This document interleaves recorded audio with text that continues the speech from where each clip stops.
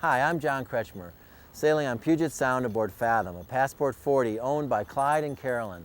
They're heading for the South Seas soon, and today we're going to talk about using a Forespar Spinnaker pole to set, to trim, and to douse a conventional symmetrical spinnaker. That's right, symmetrical spinnakers for cruising. They really do work. Most cruisers today carry and fly asymmetrical spinnakers. These are in essence oversized jibs and they're easier to handle. However, there are times you want to go dead downwind, especially when you're running in the trades. Heck, that's what we all dream about. In 17 Atlantic crossings, I'd say the majority of the time you spend running before the wind in light to moderate airs. Those are not great conditions for asymmetrical shoots, but they're perfect for symmetrical shoots. With your easy to deploy Forespar Spinnaker pole, setting a spinnaker, a conventional spinnaker, is not as difficult as most cruisers imagine, and the rewards offshore are worth it. The miles just roll away under your keel. Today we have Jack Christensen from North Sails to help us set the spinnaker aboard Fathom.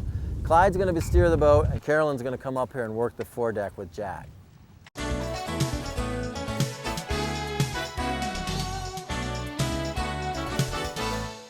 The ideal way to set a spinnaker is with a Forespar spinnaker pole mounted on the mast. It easily slides down the track and lowers into position without much fuss. Step one is to attach the topping lift before you lower the pole, and then to maneuver it into position.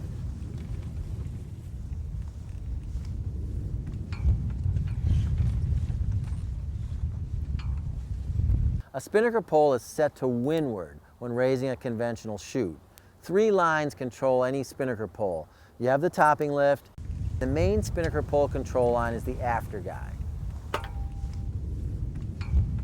And you have a downhaul, which is also called a foreguide.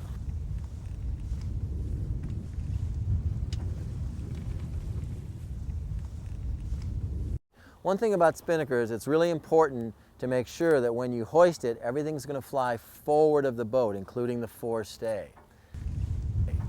After the sheet's in place, you attach the halyard. And in this case, we're going to raise the north sail in its snuffer, which simplifies both hoisting and dousing.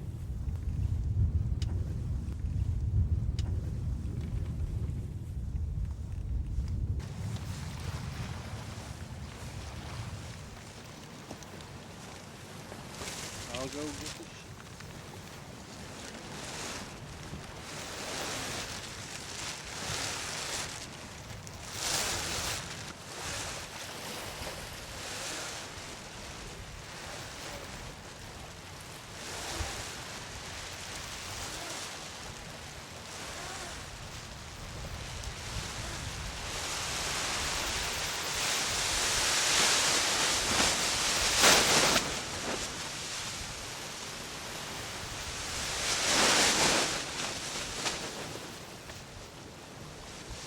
Just like that, the spinnaker's set. Nothing to it.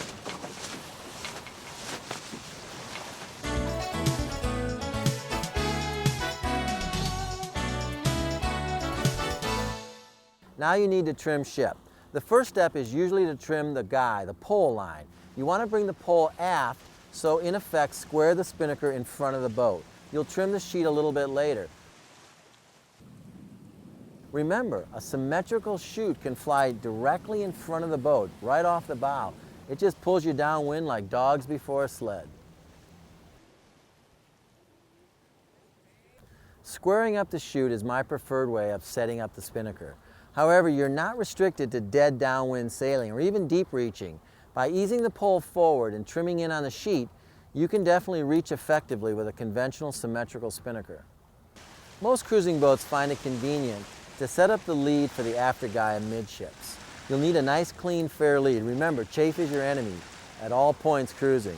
The spinnaker sheet is opposite the guy and is led well aft of where your Genoa sheet leads. And typically you use a snatch block on a real stout bearing point to set that up with.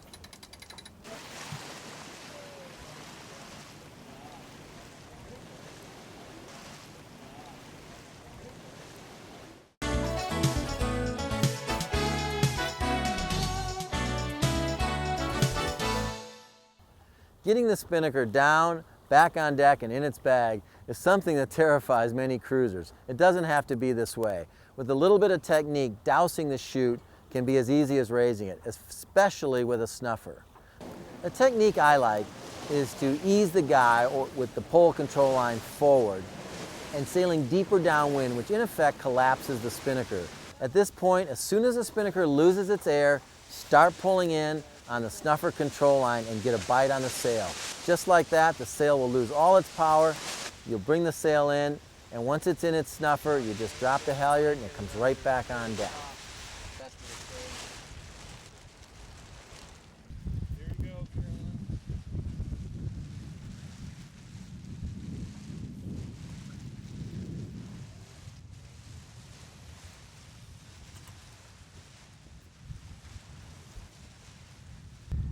Okay, with your spinnaker down, the last thing you have to do is put your Forespar Spinnaker pole away. No problem, it stows easily up the mast.